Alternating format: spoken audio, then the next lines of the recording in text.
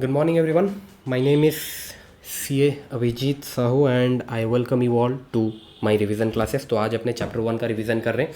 सबसे पहले what is the meaning of tax. Tax का मतलब क्या है, मैंने आपको बताया था। टैक्स का मतलब is cost of living in the society. अगर आप सोसाइटी में रह रहे हैं तो उसके बदले में आपको एक रेंट का पेमेंट करना पड़ता है and that rent is called tax. अच्छा, टैक्स दो टाइप का रहता है, एक रहता है डायरेक्ट टैक्स, एक रहता है indirect tax. In case of direct tax tax burden can not be shifted to others, but in case of indirect tax आप टैक्स बर्डन शिफ्ट कर सकते हैं। डायरेक्ट टैक्स आपको अपने जेब से भरना पड़ता है, फॉर एग्जांपल इनकम टैक्स। लेकिन when I am talking about indirect tax आपको आपके जेब से भरने का जरूरत नहीं है। जब भी एक शॉपकीपर जीएसटी का पेमेंट करता है, वो अपने जेब से जीएसटी का पैसा नहीं देता, वो अपने कस्टमर से जीएसटी का कलेक्शन करता है और वो जीएसटी का पेमेंट वो गवर्नमेंट को करता है। तो इनके सब इनडायरेक्ट टैक्स बर्डन शिफ्ट किया जा सकता है। और इनडायरेक्ट टैक्स का एग्जांपल ऑलरेडी मैंने आपको बता दिया है। एक हो गया जीएसटी और दूसरा हो गया आपका कस्टम ड्यूटी, जो आप फाइनल लेवल में पढ़ने वाले हैं। ओके, व्हाई टैक्स है लेविड। टैक्स गवर्नमेंट क्यों लेवी करता है? ताकि सोसाइटी का डेवलपमेंट किया जा सके। जैसे कि डिफेंस में हम पैसा लगाते हैं, हम एजुकेशन में, गवर्नमेंट एजुकेशन में कुछ पैसा लगाता है, हेल्थ केयर फैसिलिटी को स्ट्रॉन्ग किया जाता है, इंफ्रास्ट्रक्चरल फैसिलिटी को स्ट्रॉन्ग किया जाता है। तो जो टैक्स का कलेक्शन होता है वो इन सब मैटर में खर्चा किया जाता है। उसके बाद क्या गवर्नमेंट के पास पावर है टैक्स लेवी करने का? क्या गवर्नमेंट के पास पावर है टैक्स कलेक्ट करने का? जी बिल्कुल, सेंट्रल गवर्नमेंट के पास पावर है टैक्स कलेक्ट करने का। Entry number 82 of union list central government को ये पावर देता है दैट वो एक पर्सन के इनकम से इनकम टैक्स का कलेक्शन कर सकता है, but other than agricultural income को छोड़ के जो अदर इनकम्स के ऊपर टैक्स कलेक्ट करने का पावर सेंट्रल गवर्नमेंट के पास है under entry number 82 of union list. अच्छा, अब इस पावर को इस्तेमाल करके सेंट्रल गवर्नमेंट ने बनाया इनकम टैक्स लॉ, जिस लॉ के तहत वो इनकम टैक्स का कलेक्शन करता है। अब इस इनकम टैक्स लॉ के 5 कंपोनेंट्स हैं। सबसे पहला कंपोनेंट है आपका income tax act 1961। Income tax act 1961 is effective from 1 अप्रैल 1962 और इसमें टोटल 298 सेक्शन है। ओके, उसके बाद आता है आपका income tax rules 1962। Income tax act 1961 CBDT को ये पावर देता है दैट वो रूल्स फ्रेम कर सकते हैं for better administration of this act, for smooth compliance of this act. और सीबीडीटी ने इस पावर का इस्तेमाल करते हुए बनाया इनकम टैक्स रूल्स 1962। और इस रूल्स का जरूरत ये है, by using this rules income tax act का बेटर एडमिनिस्ट्रेशन हो सकता है और स्मूथ टैक्स का कलेक्शन हो सकता है। Next component is your circular and notification. अच्छा, जब भी सीबीडीटी को कोई भी मैटर के ऊपर क्लैरिफिकेशन देना रहता है, if there is any confusion amongst the public regarding any matter, और उस मैटर के ऊपर सीबीडीटी को कोई भी क्लैरिफिकेशन देना है, in that case CBDT use circular. Notification, जो इनकम टैक्स रूल्स सीबीडीटी ने बनाया उस रूल्स में अगर सीबीडीटी को कोई भी चेंजेस करना है या फिर अगर कोई नया रूल फ्रेम करना है, in that case CBDT use करता है नोटिफिकेशंस का। Next is your finance act. Income tax act 1961 में अगर कभी भी कोई भी चेंजेस करना रहता है, that change is done by finance act. Finance act हर साल आता है, हर साल सुनते हैं दैट बजट आया, that budget is your finance act. और फाइनेंस एक्ट में ये क्लियरली मेंशन रहता है the changes which has been done in income tax act 1961। Okay, अब एक फाइनेंस एक्ट बनता कैसा है? सबसे पहले तो एक फाइनेंस बिल रहता है। वो finance bill in both the house of the parliament present किया जाता है। एक बार वो दोनों हाउस में अप्रूव हो गया, उसके बाद वो उसमें प्रेसिडेंट साइन करते हैं एंड वंस प्रेसिडेंट उसको साइन करते हैं वो फाइनेंस एक्ट बन जाता है। और उस फाइनेंस एक्ट में जो भी चेंजेस हुए रहते हैं इनकम टैक्स एक्ट 1961 में, उसको हम कंसिडर करके अपना इनकम टैक्स रिटर्न फाइल करते हैं। Okay, next is your legal decisions of court and tribunals के कुछ लीगल डिसीजंस रहते हैं, उनको भी हमें कंसिडर करना रहता है। वेरियस मैटर्स पे कोर्ट एंड ट्रिब्यूनल का वेरियस जजमेंट रहता है, तो उन जजमेंट्स को भी हमें कंसिडर करना रहता है while reading income tax law in India. Okay, अच्छा, अभी जो इनकम टैक्स एक्ट है, इनकम टैक्स एक्ट का चार्जिंग सेक्शन क्या कहता है? Every person has to pay tax on their total income. Okay, जितने भी लोग हैं उनको अपने टोटल इनकम के ऊपर टैक्स का पेमेंट करना पड़ेगा। अच्छा, कौन से साल का टोटल इनकम? आपने प्रीवियस ईयर में जो भी पैसा कमाया उसके ऊपर आपको टैक्स का पेमेंट करना पड़ेगा असेसमेंट ईयर में at applicable tax rate. Okay, तो अब इस चार्जिंग सेक्शन को पढ़ने से मेरे दिमाग में ना 4 क्वेश्चंस आते हैं। सर, सबसे पहले तो ये बताओ what is the meaning of person. अब मुझे ये बताओ what is the meaning of total income. अब आप बोल रहे हो टोटल इनकम जो हमने कमाया प्रीवियस ईयर में उसके ऊपर हमें टैक्स देना है असेसमेंट ईयर में, तो ये प्रीवियस ईयर और असेसमेंट ईयर का मतलब क्या है? एंड हमें टैक्स देना है as per applicable tax rate, and what is this applicable tax rate? Okay, तो अब ये 4 क्वेश्चंस का आंसर हमें ढूंढना है। सबसे पहले पर्सन के डेफिनेशन में कौन कौन कवर होता है, क्योंकि जो पर्सन के डेफिनेशन में कवर हो गया उसको इंडिया में टैक्स पे करना है, जो भी पर्सन के डेफिनेशन में कवर नहीं हुआ उसको इंडिया में टैक्स पे करने का जरूरत नहीं है। सो इट्स वेरी इंपॉर्टेंट हमें ये जानना पड़ेगा अब पर्सन के डेफिनेशन में कौन कौन कवर होता है। सबसे पहले आ गया इंडिविजुअल। इंडिविजुअल मीन्स मैं बात कर रहा हूँ नेचुरल पर्सन का, ह्यूमन बींग का। It also includes minor and unsound mind. उसके बाद आ जाता है आपका HUF। HUF is a group of male having common ancestor including their wife and daughter. और एक HUF का हेड रहता है कर्ता। ओके अब HUF के जितने भी मेंबर्स हैं सबके पास HUF के प्रॉपर्टी के ऊपर राइट है, बट राइट टू पार्टीशन सिर्फ और सिर्फ को पैसनर्स के पास ही रहता है। And what is the meaning of को पैसनर? को पैसनर्स वो लोग होते हैं, HUF के उन मेंबर्स को पैसनर्स बोला जाता है जिनका कर्ता के साथ ब्लड रिलेशन है including karta. Okay next is your firm. अच्छा अभी जो फार्म का डेफिनेशन है, फार्म का डेफिनेशन इनकम टैक्स एक्ट में तो नहीं दे रखा, बट ये बोला गया है फार्म का definition is same as definition given in partnership act 1932 and firm also includes LLP। तो जहां भी हम फार्म बोलेंगे it means partnership firm as well as LLP। अच्छा अब ये जो डेफिनेशन दे रखा है पार्टनरशिप एक्ट 1932 में, वो क्या डेफिनेशन था? फार्म का क्या डेफिनेशन दे रखा था पार्टनरशिप एक्ट 1932 में?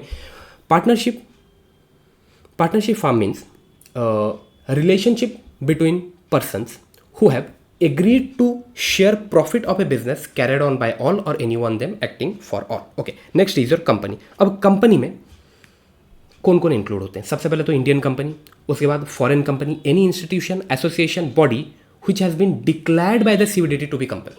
ये 3 पर्सन्स को हम कंपनी में कवर करते हैं। Next AOP and BOI.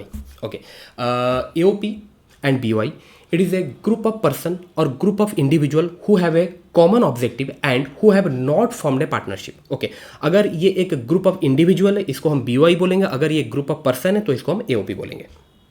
Next is your local authority. Local authority means municipality committee, your district board, gram panchayat, all these are your examples of local authority. And artificial judicial person. Artificial judicial person is not a natural person but it has a separate legal entity. Okay अब इसका example हो गया आपका bar council, university etcetera. मैंने आपको trust का भी example class में दिया था। Now what is the meaning of assessee? Assessee का मतलब क्या होता है? Assessee means that person who has to pay tax or any other sum as per this act. As per this act जिसको कोई भी टैक्स का पेमेंट करना है या फिर एनी अदर सम का पेमेंट करना है उसको हम एसएससी बोलते हैं। Okay and assessee also includes all this. ये एक बार आप रीड कर लेना। Now next point is what is the meaning of assessment? Assessment means a procedure to determine the income of a assessee. जिस प्रोसीजर के थ्रू हम एक एसएससी का इनकम डिटरमाइन करते हैं उसको हम असेसमेंट बोलते हैं। ठीक है। अच्छा पर्सन का डेफिनेशन हो गया, एसएससी का डेफिनेशन हो गया, असेसमेंट का डेफिनेशन हो गया। ठीक है ओके हालांकि यहाँ पर हमारे 4 क्वेश्चन थे। एक तो था कि पर्सन के डेफिनेशन में कौन कौन इंक्लूड होता है, वो आपने ऑलरेडी पढ़ लिया। अच्छा अब बताओ सर टोटल इनकम का मतलब क्या होता है? Now total income is equal to income from salary, income from house property, income from PGBP, income from capital gain and income from other sources. ये 5 हेड से आपका जो भी इनकम आ रहा है उसको ऐड कर दो, that is your total income. Okay next now what is the meaning of assessment year and previous year? क्योंकि सर आपने बोला कि प्रीवियस ईयर में जो भी हम कमा रहे हैं उसके ऊपर हमें टैक्स देना है, असेसमेंट ईयर में as per applicable tax rate. तो आप जरा ये बता दो सर असेसमेंट ईयर का मतलब क्या है, प्रीवियस ईयर का मतलब क्या है? सबसे पहले आप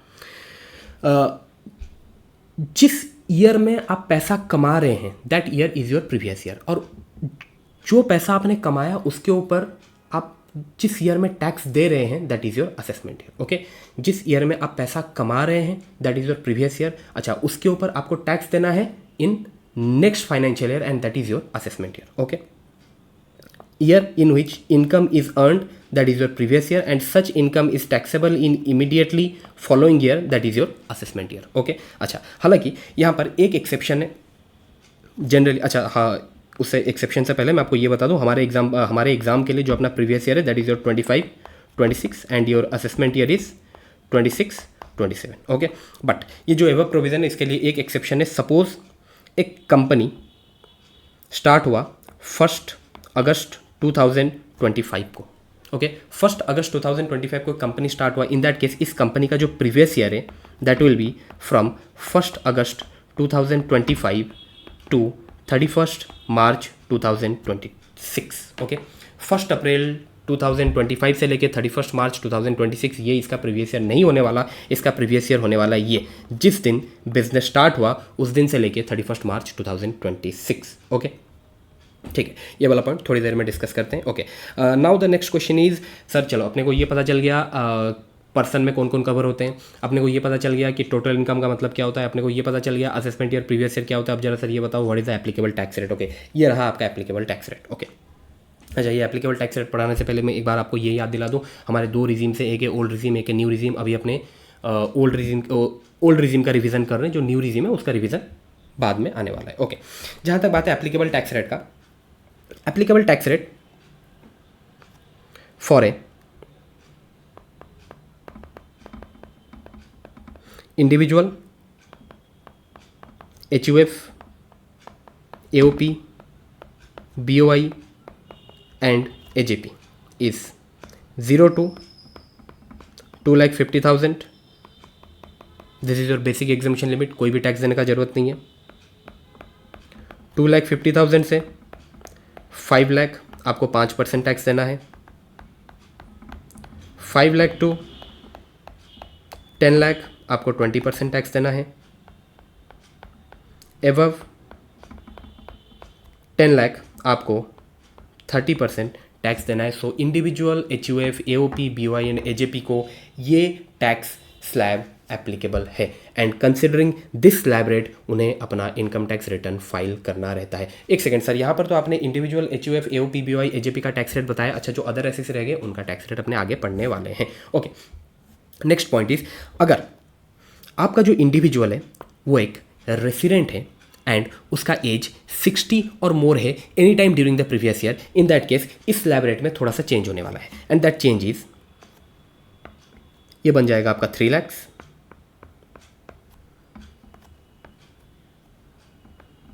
और ये भी बन जाएगा आपका 3 lakh. So 0 to 3 lakh nil, 3 lakh to 5 lakh 5%, 5 lakh to 10 lakh 20%, above 10 lakh 30%। अच्छा, ये स्लैब रेट किसके लिए? ये स्लैब रेट उन इंडिविजुअल के लिए जो रेसिडेंट है एंड जिनका एज 60 और मोर है any time during the previous year. Okay, basically यहाँ पर उनका जो बेसिक एग्जामिशन लिमिट है वो 2,50,000 से बढ़कर 3 लाख हो गया। अच्छा, वो इंडिविजुअल जो रेसिडेंट है एंड जिनका एज 80 ईयर्स और मोर है any time during the previous year, in that case जो उनका स्लैब रेट बनेगा that will be like this,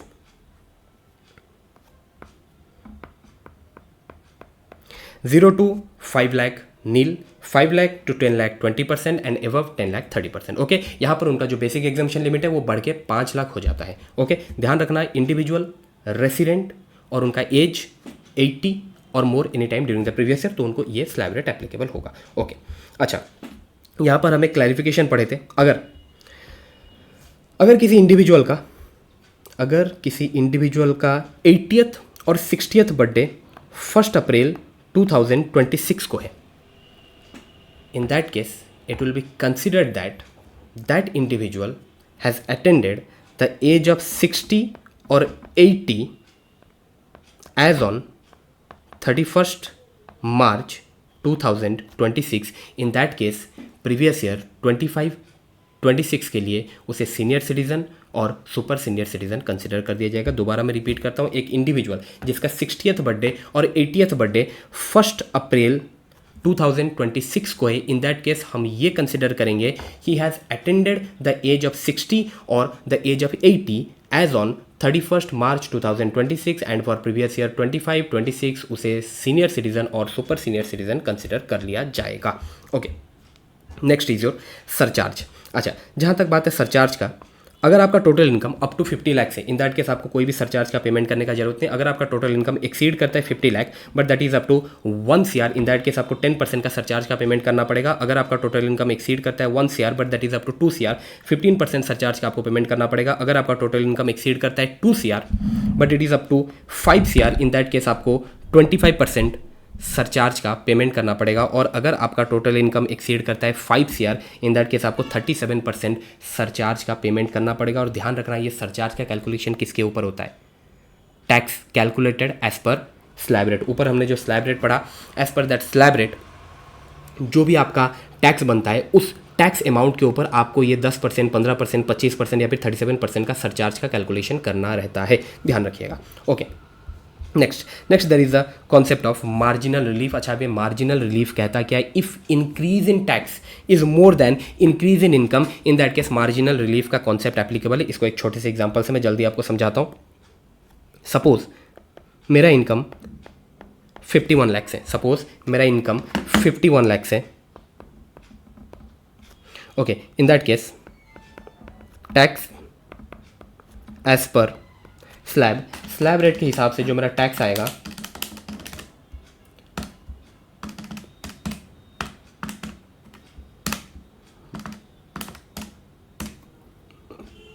that is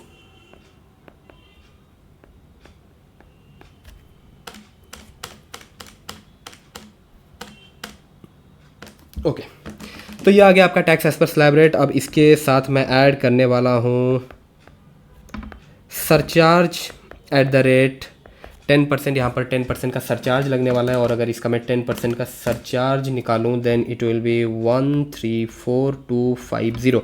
और सरचार्ज ऐड करने के बाद जो आपका टैक्स बनता है दैट इज़ 14676750, ये आपका टैक्स बनता है। ओके, बट एक पल के लिए सोचिए, अगर इसका इनकम 51 लैक्स ना होके सिर्फ 50 लैक्स होता, in that case tax as per slab rate क्या होता?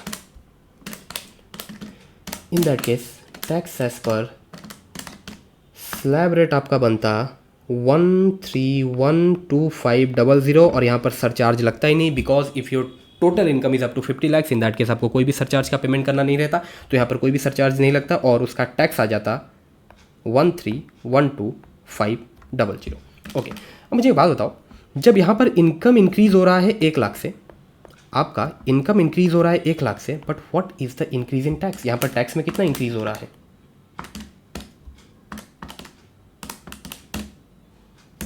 there is a increase in tax of 1,64,250.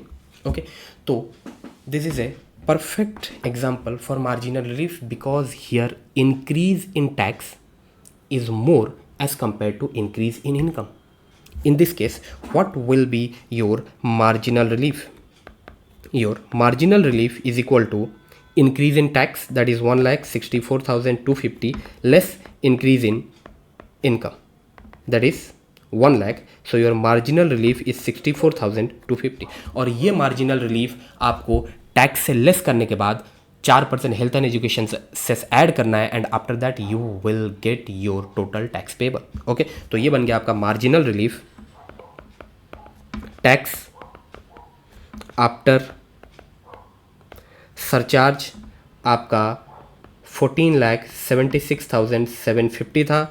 अब यहाँ से मुझे लेस करना है marginal relief, that is your 64,250। Marginal relief less करने के बाद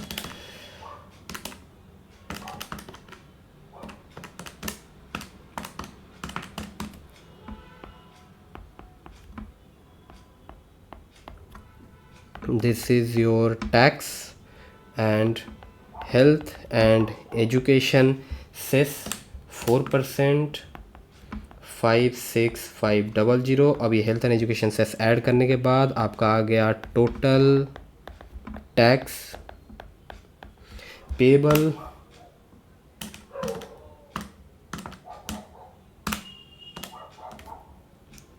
1469,000। Okay, this is your total tax payable. So ध्यान रखना, जब भी हम मार्जिनल रिलीफ का कैलकुलेशन करेंगे तब हमें हेल्थ एंड एजुकेशन सेस को कंसिडर नहीं करना। मार्जिनल रिलीफ लेस करने के बाद हम health and education cess add करते हैं 4%। ओके, ध्यान रखना ये चीज़। ओके, चलो, सो मार्जिनल रिलीफ का कैलकुलेशन हो गया विथ एग्जांपल। ठीक है, तो ध्यान रखना मार्जिनल रिलीफ का कॉन्सेप्ट तभी आएगा if increase in tax is more as compare to increase in income. ये रहा एग्जांपल, और 2 एग्जांपल्स भी थे, ये लोग आप ये सब एग्जांपल्स आप देख लेना। अच्छा, उसके बाद आ जाता है अदर एसएससीज का एप्लीकेबल टैक्स रेट। अच्छा, हम जो टैक्स रेट पढ़े, जो स्लैब रेट हम पढ़े, that is for individual, HUF, AOP, BOI and AJP. Okay, what about firm, LLP and local authority? Firm, LLP and local authority को जो टैक्स रेट एप्लीकेबल है that is 30%। This is a flat rate, this is not a slab rate. Okay, individual, HUF, AOP, BOI and AJP के case में slab rate था, but यहाँ पर flat rate है 30%। अच्छा, जहाँ तक बात है सरचार्ज, अगर एक फार्म, एलएलपी या फिर लोकल अथॉरिटी का टोटल इनकम एक्सीड करता है 1 CR, इन दैट केस उनको सरचार्ज एप्लीकेबल है एट द रेट 12%। ओके, अच्छा, कोऑपरेटिव सोसाइटी के केस में अगेन एक स्लैब रेट है। अब ये स्लैब रेट क्या कहता है? ये स्लैब रेट ये कहता है 0 to 10,000। अगर उस कोऑपरेटिव सोसाइटी का टोटल इनकम 0 to 10,000 है, उसे टैक्स देना है 10%। 10,000 to 20,000, उसे टैक्स देना है 20%। एबव 20,000 उसे टैक्स देना है 30%। This is the slab rate applicable to a cooperative society. Okay, अच्छा, जहाँ तक बात है सरचार्ज का, surcharge for a cooperative society that is अगर उसका टोटल इनकम एक्सीड करता है 1 CR but that is up to 10 CR, in that case rate of surcharge is 7%। अगर उसका टोटल इनकम एक्सीड करता है 10 CR, in that case rate of surcharge shall be 12%। Okay, अच्छा, जहाँ तक बात है डोमेस्टिक कंपनी का, एक डोमेस्टिक कंपनी का जो टैक्स रेट है दैट इज 30%। डोमेस्टिक कंपनी को 30% टैक्स पे करना रहता है, बट वो डोमेस्टिक कंपनी जिनका turnover for previous year 23-24 is up to 400 CR, उनके ऊपर टैक्स रेट 25% का एप्लीकेबल रहेगा। ध्यान रखना, हम यहाँ पर जो टर्नओवर ले रहे हैं that is turnover for previous year 23-24, जो अपना करंट प्रीवियस ईयर है 25-26, उससे 2 प्रीवियस ईयर पहले। ओके, सो प्रीवियस ईयर 23-24 का जो टर्नओवर है, if that turnover is up to 400 CR, in that case tax rate 25%, otherwise tax rate will be 30%। और यहाँ पर जो सरचार्ज है same as cooperative society, if total income exceeds 1 CR but up to 10 CR, in that case surcharge आपका 7% रहेगा। If total income exceeds 10 CR, in that case आपका surcharge 12% रहने वाला है। जहाँ तक बात है फॉरेन कंपनी का जो टैक्स रेट है दैट इज़ 35%। हालांकि कुछ ऐसे पर्टिकुलर इनकम्स है जिनके ऊपर उन्हें 50% का टैक्स पे करना रहता है। अच्छा, ये किस टाइप के इनकम रहते हैं? सबसे पहले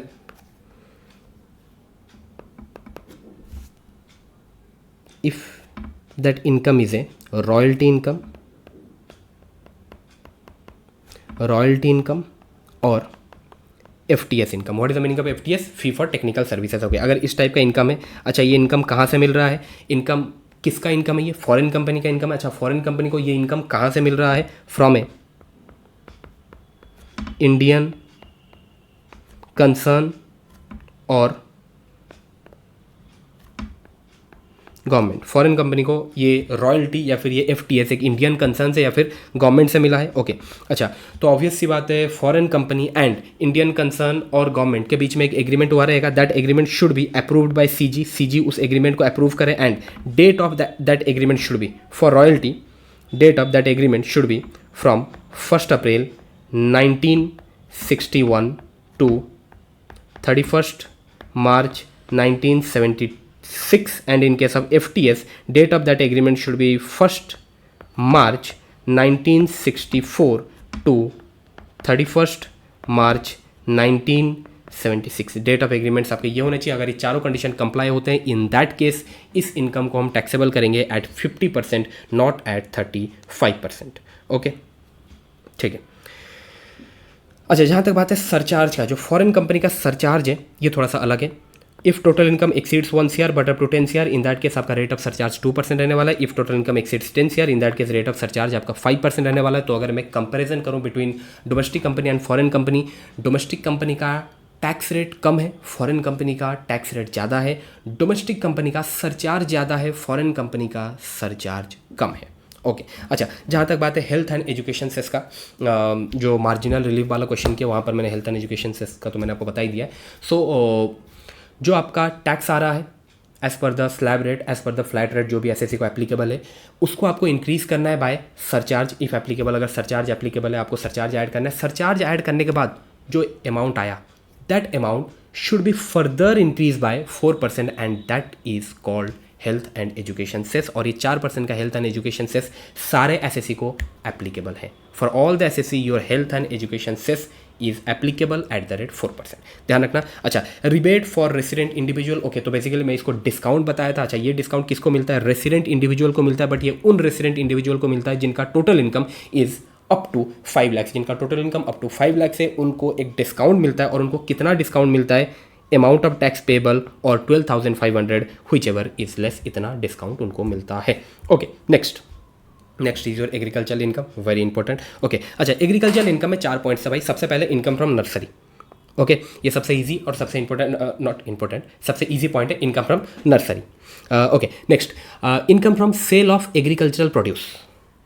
income from sale of agricultural produce, ध्यान रखना, बाय ए कल्टिवेटर और by receiver of rent in kind. अगर ये लोग एग्रीकल्चरल प्रोड्यूस सेल करते हैं और वहाँ से जो भी इनकम होता है उसको हम एग्रीकल्चरल इनकम कंसिडर करते हैं। अगर एक होलसेलर, एक रिटेलर एग्रीकल्चरल प्रोड्यूस सेल करता है उसको हम एग्रीकल्चरल इनकम नहीं मानते। ध्यान रखना, it should be sold by a cultivator और receiver of rent in kind. Okay, अगर आपके पास एक एग्रीकल्चर लैंड है और अगर आपके पास एक लैंड है और आप उस लैंड को रेंट में देते हैं किसी को, और आपने वो लैंड जिसको भी रेंट में दिया वो उस लैंड को एग्रीकल्चरल पर्पस के लिए यूज कर रहा है, in that case this rent will be considered as agricultural income. That is your point 1।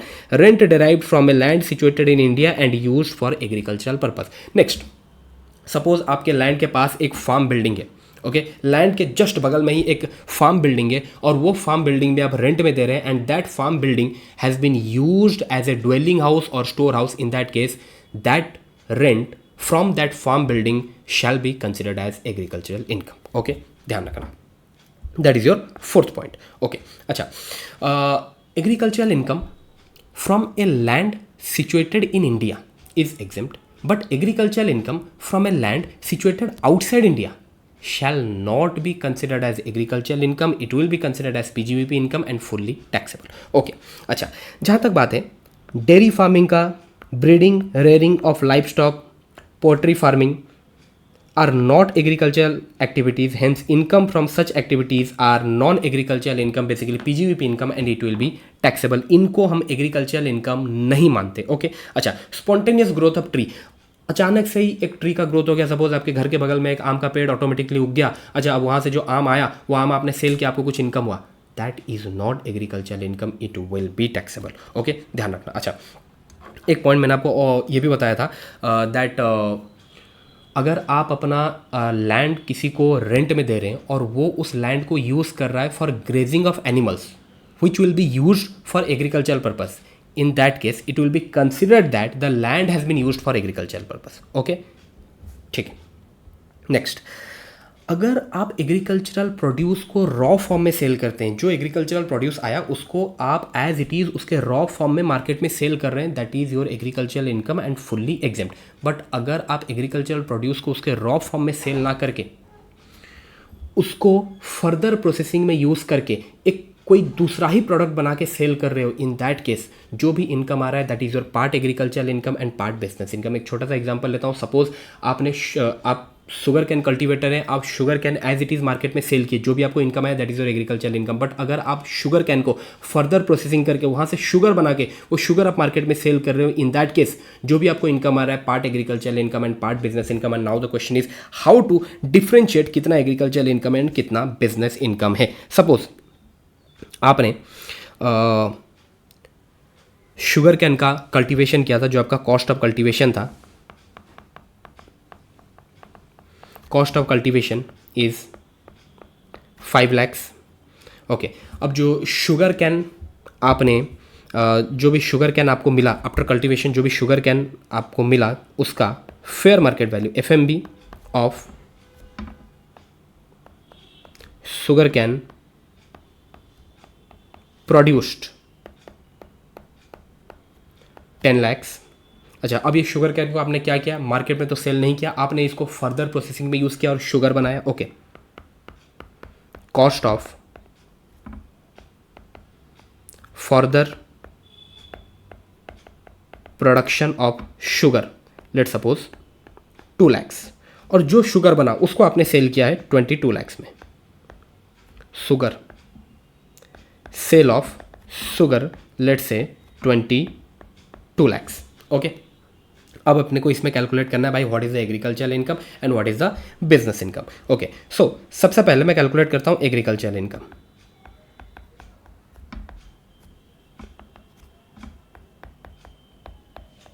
Agricultural income, भाई एग्रीकल्चरल इनकम कैलकुलेट करने के लिए सबसे पहले आप ले लो FMB of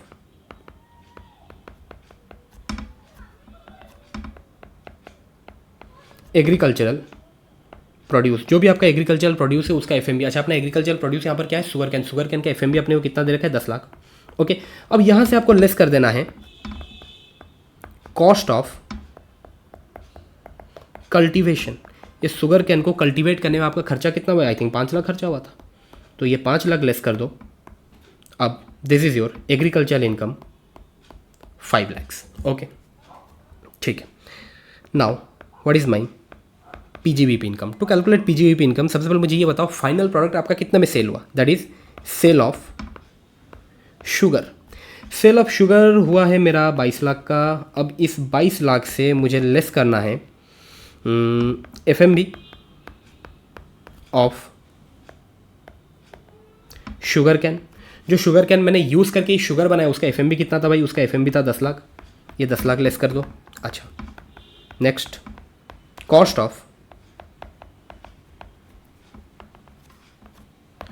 of further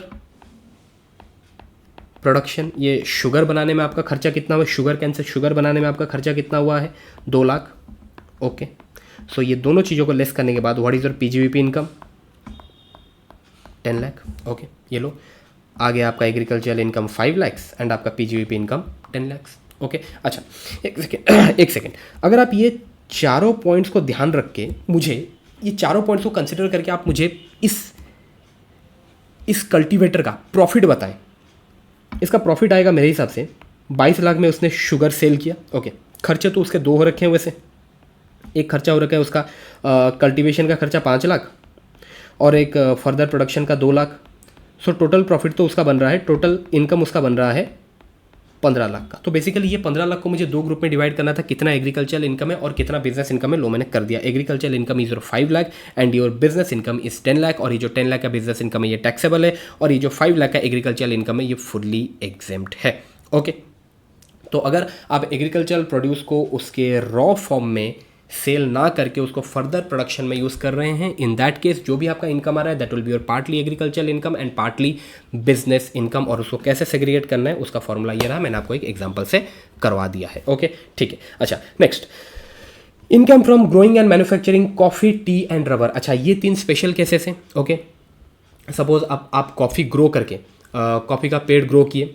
coffee का पेड़ ग्रो करने के बाद जो कॉफ़ी का फ्रूट्स आया, कॉफ़ी के फ्रूट्स को ला के उसको क्योर करके आप सेल कर रहे हैं. In that case 25% will be your business income and 75% will be your agricultural income. अच्छा, अब आप कॉफ़ी के फ्रूट्स लाए, कॉफ़ी के फ्रूट्स को आप क्योर करके उसको रोस्ट करके उसको ग्राउंड करके कॉफ़ी पाउडर बना के सेल कर रहे हैं. In that case 40% will be your business income and 60% will be your agricultural income. अच्छा, ये तो बात हो गया कॉफ़ी का. सपोज अपने टी का बात करते हैं. आपका चाय का गार्डन है, योर टी प्लांट्स का आपका गार्डन है. आप टी लिप्स लेके आए. अब उस टी लिप्स को आप फर्दर प्रोडक्शन में यूज़ करके उससे टी पाउडर बना के अब उसको पैकेट करके आप मार्केट में बेच रहे हैं. In that case 40% will be your business income and 60% will be your agricultural income. अच्छा, नेक्स्ट इज योर रबर. आपके पास आप रबर प्लांट के कल्टीवेटर है. रबर प्लांट से आपने लेटेक्स का कलेक्शन किया. अब उस लेटेक्स को फर्दर प्रोडक्शन में यूज़ करके आपने रबर बनाया. अब उस रबर को आप मार्केट में सेल कर रहे हैं. 35% will be your business income and 65% will be your agricultural income. Okay, ठीक है. अच्छा, ध्यान रखना एक बात. सपोज यहाँ पर अगर आप टी लिप्स को एज इट इज़ सेल कर देते, कॉफ़ी फ्रूट को एज इट इज़ सेल कर देते या फिर लेटेक्स को एज इट इज़ सेल कर देते, इन दैट केस 100% इनकम को एग्रीकल्चरल इनकम कंसिडर करके एग्जेम्प्ट कर दिया जाता. ओके, लेकिन अगर आप उस टी लिप्स को, कॉफ़ी फ्रूट को या फिर लेटेक्स को फर्दर प्रोडक्शन में यूज़ करते हैं, in that case business income and agricultural income का segregation according to this percentage होने वाला है. ओके, उसके बाद मैंने आपको बताया था एग्रीकल्चरल रिबेट का. अच्छा, हालांकि ये बोला जाता है that agricultural income is exempt in India, but जब भी हम टैक्स का कैलकुलेशन करेंगे तब हमें एग्रीकल्चरल इनकम को टोटल इनकम के साथ ऐड करके टैक्स का कैलकुलेशन करना पड़ेगा.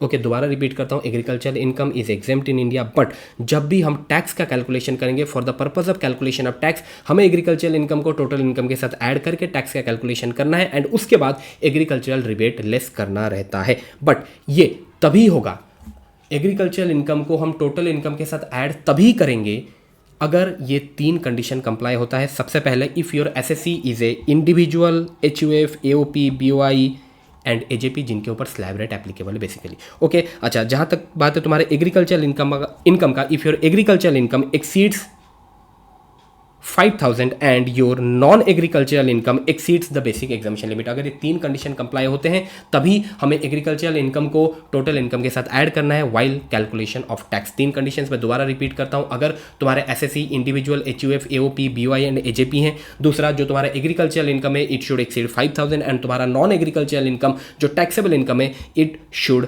Exceed the basic exemption limit. अगर ये तीनों कंडीशन कंप्लाई होता है इन दैट केस आपको एग्रीकल्चरल इनकम को टोटल इनकम के साथ ऐड करना है while calculating the tax and उसके बाद आपको एग्रीकल्चरल रिबेट लेस करना रहता है। ओके, एक छोटे से एग्जांपल से समझते हैं। जैसे कि ये वाला क्वेश्चन अगर आप देखेंगे यहाँ पर उसका जो टैक्सेबल इनकम है, जो उसका टैक्सेबल इनकम है that is 10,80,000 plus 2,50,000, 10,80,000, 2,50,000 that is 13,30,000 which is above the basic exemption limit। और जहाँ तक बात है उसका एग्रीकल्चरल इनकम का, उसका एग्रीकल्चरल इनकम है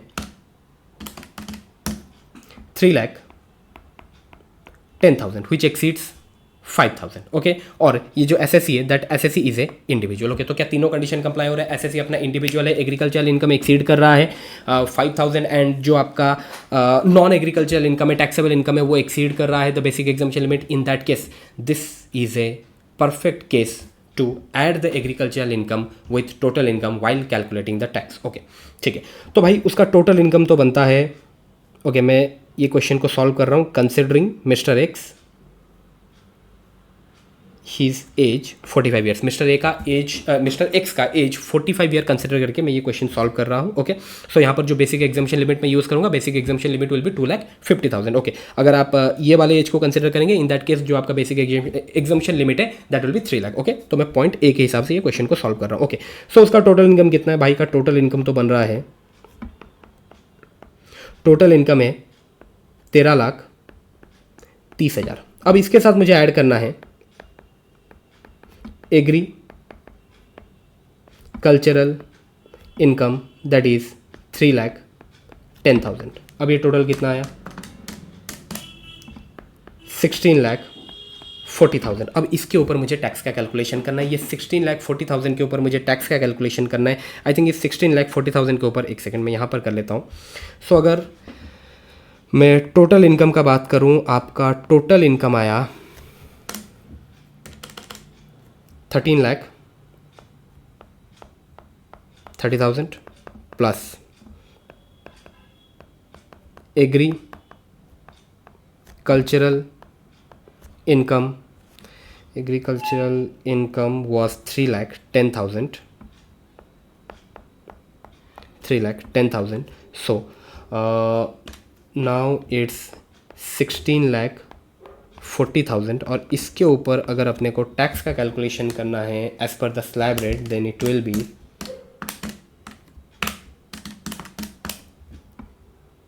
3,04,500। अब यहाँ से मुझे लेस करना है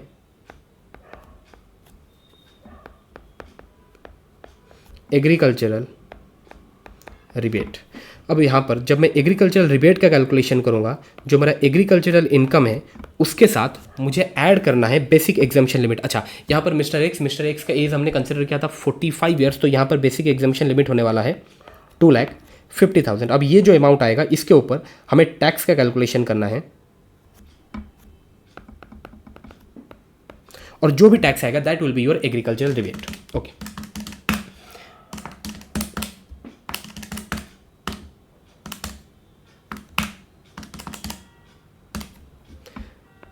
that is 24,500। This is your agricultural rebate. ये एग्रीकल्चरल रिबेट लेस करने के बाद आपका टैक्स आफ्टर रिबेट बन जाता है 2,80,000। अब यहाँ पर मुझे ऐड करना है health and education cess. Health and education cess at the rate 4%, 4% का health and education cess. So ये health and education cess add करने के बाद जो मेरा टैक्स पेबल आएगा, टोटल टैक्स पेबल आएगा that will be 2,91,200। Okay, so ये है आपका एग्रीकल्चरल रिबेट का कॉन्सेप्ट। अच्छा, इसके बाद एक थ्योरेटिकल कॉन्सेप्ट था that is your undisclosed source of income. अच्छा, ये जो अनडिस्क्लोज सोर्स ऑफ इनकम है it will be taxable at 78%। मैं इफेक्टिव टैक्स रेट का बात कर रहा हूँ। अच्छा, ये 78% का अगर अपने ब्रेकअप देखें, जो इसके ऊपर टैक्स लगने वाला है दैट इज 60%। सरचार्ज फिक्स किया गया है 25% and health and education cess 4% as it is. तो इन सबको अगर आप ऐड करेंगे ये 68% बैठता है। अच्छा, ये जो अनडिस्क्लोज सोर्स ऑफ इनकम है इसमें क्या क्या आता है? सबसे पहला आपका cash credit, okay. Next is your unexplained investment, ऐसा कोई इन्वेस्टमेंट जिनको आप अपने बुक्स ऑफ अकाउंट्स में नहीं दिखाए हैं। Unexplained money, amount of investment not fully disclosed in books of accounts, unexplained expenditure and amount borrowed और रीपेड ऑन हुंडी। इन सब का डिटेल डिस्कशन क्लास में हो रखा था, तो ये थियोरेटिकल पॉइंट्स है, ये सब आपको रीड करना है। सो इसी के साथ चैप्टर 1 का रिवीजन यहाँ पर ख़त्म हो गया। Thank you.